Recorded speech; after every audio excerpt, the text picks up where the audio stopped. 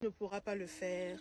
Ce milieu-là n'est pas pour toi. Tu es d'une communauté minoritaire. C'est fermé pour toi. N'y va pas. Tu vois le commentaire que je t'ai mis ici, la conversation que je t'ai mis là. C'est un accompagnement que j'ai eu avec un jeune homme qui est en recherche d'alternance depuis plusieurs mois. La recherche n'avance pas. Et en parlant avec lui lors de l'accompagnement, nous sommes arrivés à ce constat-là.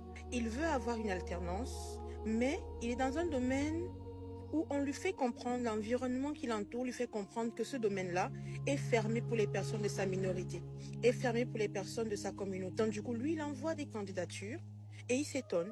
Il n'y a pas de réponse positive. Pourquoi? Parce que comme je dis toujours, c'est des erreurs que moi-même j'ai eu à commettre. Envoyer un CV, une lettre de motivation, faire un joli CV, une belle lettre de motivation. J'accompagne les personnes pour avoir des CV qui plaisent aux recruteurs et également des lettres de motivation. Mais ce n'est pas suffisant. La première étape, c'est le mindset.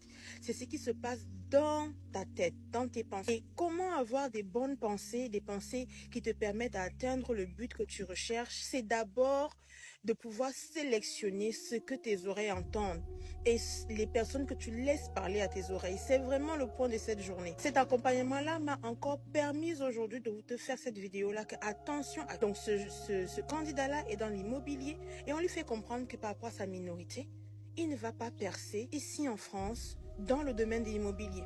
Et il ne trouve pas, parce que oui, il a toujours ce syndrome-là de l'imposteur, cette pensée négative qui lui fait comprendre que dans le domaine dans lequel il a exercé, il ne trouvera pas d'alternance parce que c'est un milieu fermé. Là où on dit que tu ne vas pas y arriver, apprends à sélectionner qui est-ce qui parle à tes oreilles. Viens, prends rendez-vous en bio. J'ai eu à commettre tellement d'erreurs dans la vie. Et l'une des erreurs, c'est que je ne sélectionnais pas qui est-ce qui parle à mes oreilles.